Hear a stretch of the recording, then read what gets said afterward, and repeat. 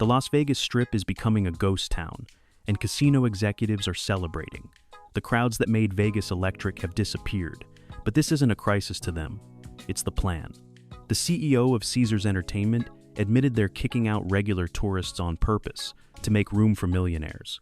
But the question is, will their plan actually work, or is Vegas destroying itself forever? Join us. Let's find out. A city losing its soul. Something disturbing is happening in Las Vegas, and it's not accidental. The famous gambling paradise is watching its visitor numbers crash at an alarming rate. In June alone, the city experienced a devastating drop of 11% in tourist arrivals. To put that in perspective, more than 400,000 people who would normally have visited simply stayed away. That's nearly 500,000 empty hotel rooms, unused show tickets, and abandoned slot machines in just 30 days. But shockingly, the people running Vegas don't seem worried at all. In fact, they're celebrating. And the factors influencing this shift can't be worse. The deliberate elimination of middle-class visitors. During a routine investor call in 2023, the city's mask slipped. Tom Reeg, the CEO of Caesars Entertainment, one of the biggest casino operators on the Strip, said something that should have made headlines everywhere. He claimed that Vegas was kicking out the lowest end, and there was no reason that needed to stop or would stop. This wasn't a leaked memo. The man in charge openly admitted that Las Vegas is actively, deliberately, and systematically pushing away ordinary tourists in a business strategy designed from the top down. The executives who control the casinos, hotels, and entertainment venues have made a conscious decision. They want fewer visitors walking through their doors, but they want those visitors to be significantly wealthier. The middle-class families who saved all year for a Vegas vacation, the young couples celebrating anniversaries, the retirees looking for affordable entertainment, they're all being pushed out intentionally. Casino bosses have decided these regular people just aren't profitable enough anymore. The strategy is clear. Transform Las Vegas into an exclusive club for millionaires and billionaires. But there's a fatal flaw in this thinking that the executives don't seem to understand. When you chase away the crowds, you destroy the very atmosphere that made Vegas special in the first place. The energy, the excitement, the feeling that anything could happen, that comes from people, lots of people, all kinds of people. Without that diverse crowd creating the buzz, even the wealthiest visitors will lose interest and take their money somewhere lively. The hidden fee trap. Las Vegas built its reputation on a simple promise that drew millions of visitors from around the world. You could come to this desert oasis and have an incredible time without breaking the bank. The city was famous for offering cheap thrills that anyone could afford. You could have an amazing story to tell your friends back home, all for what most people consider pocket change. That version of Vegas is completely gone now, replaced by something that feels more like a trap designed to extract every possible dollar from your wallet.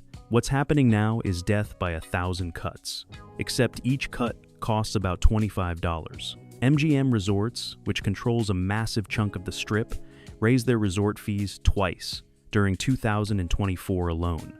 These mandatory fees now range from $40 to $55 per night, and they're added on top of room rates that have already been inflated. By the time you check out after your stay, the bill has mysteriously grown to nearly $200 or more. The resort fee gets tacked on, then there are taxes on top of that. The casino operators have even rigged the gambling itself to be less favorable to players. Most blackjack tables throughout the city now pay out at $6 to $5 odds, instead of the traditional $3 to $2 that players expected for decades. This change might sound small and technical, but it's devastating to your actual winnings. It effectively cuts your blackjack payouts nearly in half compared to what you would have won.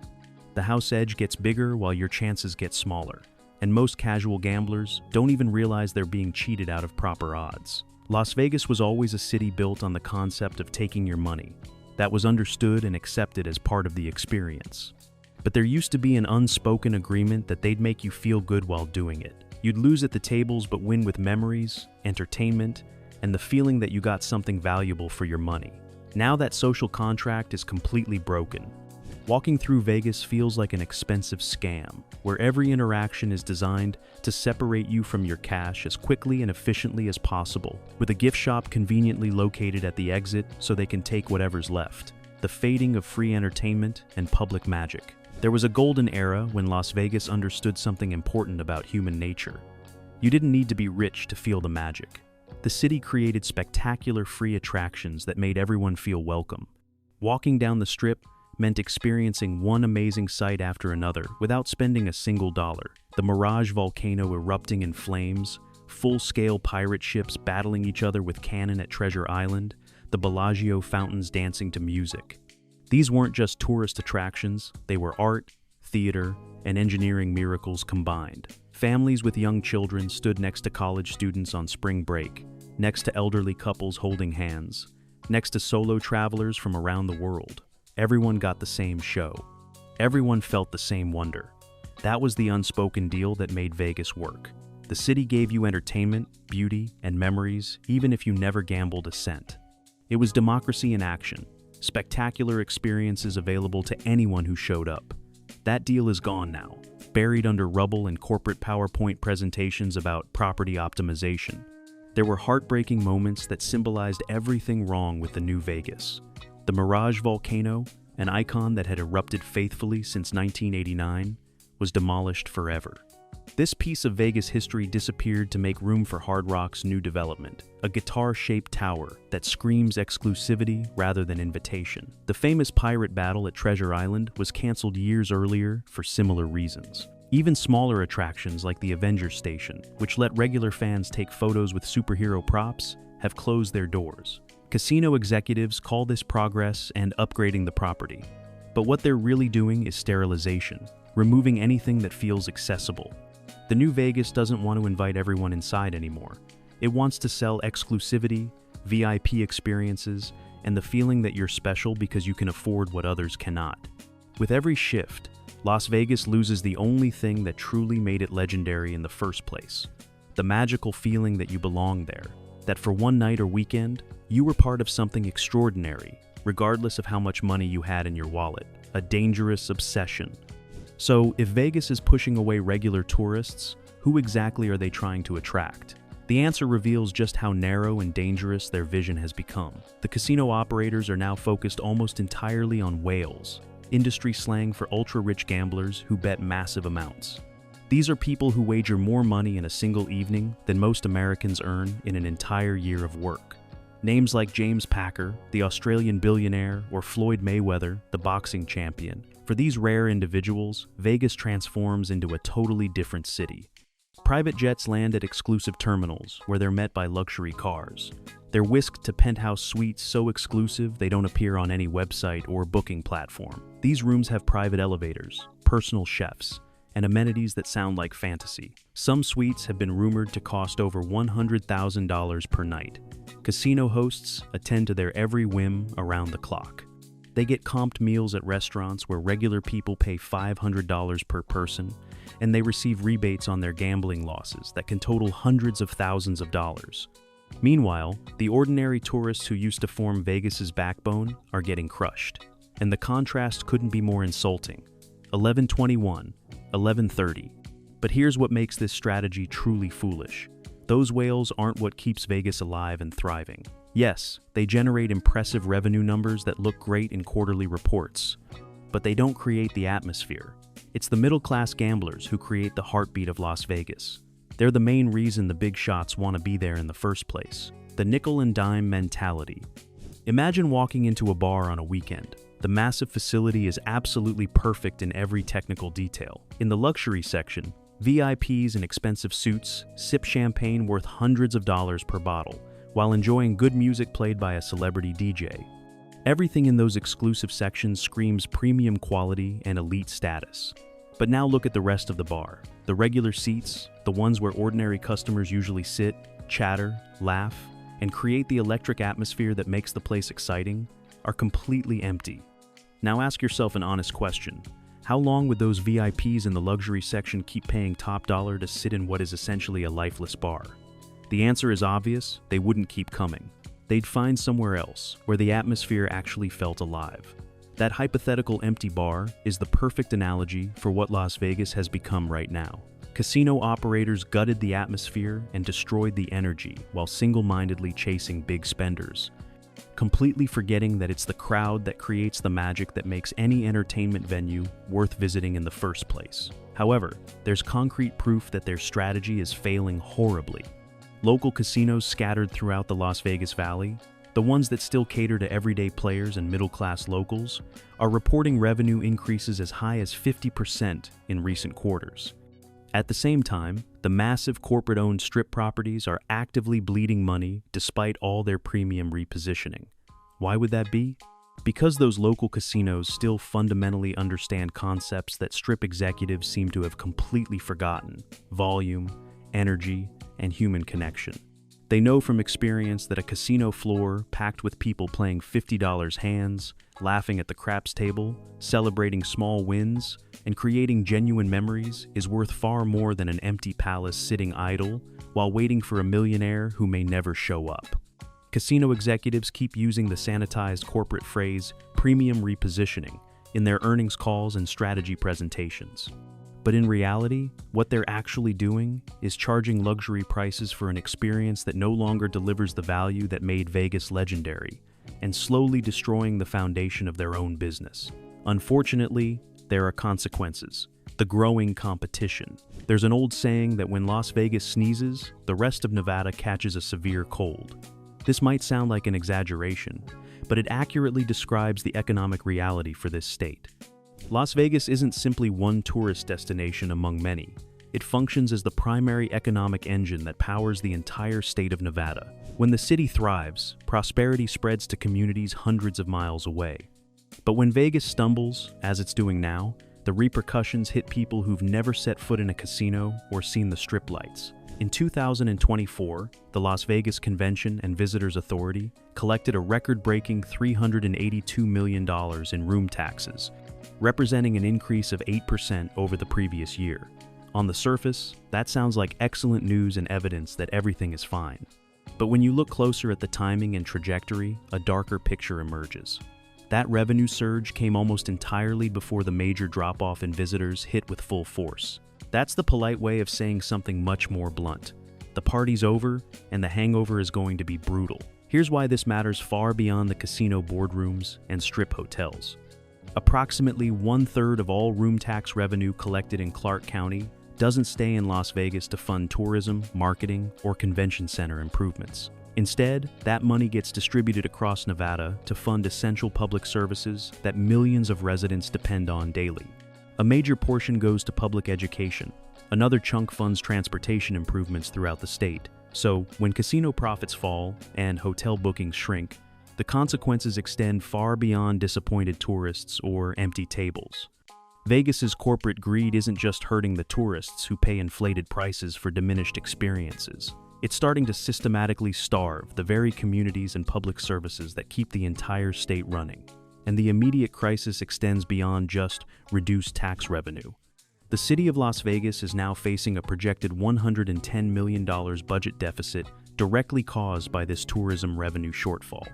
Local government officials are desperately scrambling to find ways to plug massive financial holes that casino executives helped create through their short-sighted strategies. The real human cost. Behind every concerning statistic about falling visitor numbers and every outrageous price increase, there are real human beings whose lives are being destroyed by these corporate decisions. The workers who make Las Vegas function, the people who create the actual experience that tourists pay for, are watching their livelihoods disappear while their bosses post record profits. These workers depend on tips to pay rent, buy groceries, and support their families. But when their employer decides to price out the customers who used to tip them, their income suddenly drops by 50%, which creates immediate crisis. These are the people who actually built the Vegas experience that tourists remember fondly. They showed up shift after shift, often working nights and weekends and holidays, dealing with drunk tourists and rude customers, all while maintaining that Vegas energy that made the city feel special. Now they're watching in horror as the crowds thin out, their sections stay empty, and their tip income fades. Meanwhile, management acts like everything is going according to plan because their strategy focuses on metrics that don't account for human suffering. When you squeeze customers dry with excessive fees and inflated prices, the workers who depend on those customers are the ones who bleed first and bleed most. The casino executives making these decisions are insulated from the consequences. However, here's the tragic irony that should worry everyone. Once you've driven away both the customers and demoralized the workers who created the magic, there's nothing authentic left. You're just left with an expensive, hollow shell of what Vegas used to be. Now, let's get down to the very source of the problem, the fear driving Vegas's self-destruction. When you first look at what's happening in Las Vegas, the obvious conclusion seems to be pure greed. Casino owners raising prices, cutting services, and pushing away regular customers. It all looks like typical corporate greed taken to an extreme level. And yes, greed definitely plays its part in this story. But if you look more carefully at what's really motivating these decisions, you'll discover something much more disturbing beneath the surface. The real force destroying Las Vegas isn't confidence or greed, it's pure panic. The shocking reality that casino bosses refuse to acknowledge out loud is this: they're not hiking prices because business is booming. They're doing it because they're slowly bleeding out, losing ground to forces they can't figure out how to fight, especially losing an entire generation of potential customers who simply don't need what Vegas offers anymore. Young people today don't fantasize about Las Vegas trips the way previous generations did. The dream that built Vegas into a cultural icon has lost its magnetic pull. Today's younger adults can place bets instantly through apps on their smartphones without leaving their bedrooms. They can have premium drinks delivered straight to their doors within an hour. They can get their entertainment and excitement through endless digital options that require zero travel planning or expensive hotel bookings. The online gambling industry in America reached a massive $12.6 billion in 2024, and every single dollar flowing to those digital platforms represents money that's never making it to Vegas. Rather than recognizing this massive shift in how people seek entertainment and adapting by building new attractions that can't be copied online, or bringing back the budget-friendly thrills that made the city famous, Vegas executives chose to panic. They're clinging desperately to their old tactics, extracting maximum cash from the shrinking pool of people still walking through their doors. This underlying panic explains all the painful changes. It's why strolling down the strip now feels like wandering through an expensive but empty movie set, polished and pretty but missing any real life. The damage from this desperate strategy shows up in stark ways. By March 2025, the strip had only 8 buffets still operating, compared to the dozens that thrived just a short time ago. The Poker Palace, a family-run casino in North Las Vegas that has welcomed customers since 1974, recently announced permanent closure, putting over 120 workers out of jobs. Local spots like this don't disappear because of random bad luck. They close because the entire system has turned hostile to anything that isn't chasing ultra-wealthy customers.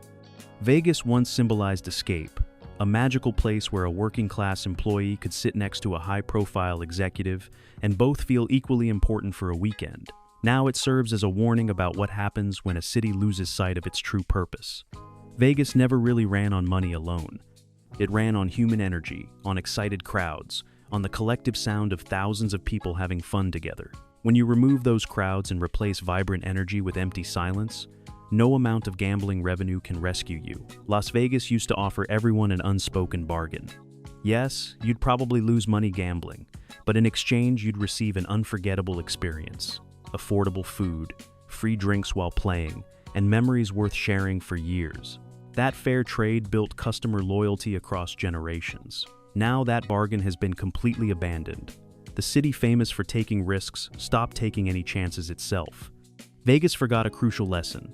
Real magic can't be manufactured and sold at luxury prices. Magic happens naturally when you create the right environment and welcome everyone. Maybe the real question isn't what went wrong in Vegas specifically. Maybe we should be asking what happens when every popular destination starts catering exclusively to wealthy visitors while discarding everyone else. Vegas isn't the first place to sacrifice its authentic soul chasing higher profit margins. It's simply the most visible, loudest warning of what goes wrong when short-term greed gets mistaken for smart business strategy. Now, unfortunately, both the stories and the people willing to create them are disappearing fast. In what way do you think Las Vegas could balance things out? Let us know your views in the comments. If you enjoyed this video, like and subscribe to this channel. Before you go, watch the other videos on your screen.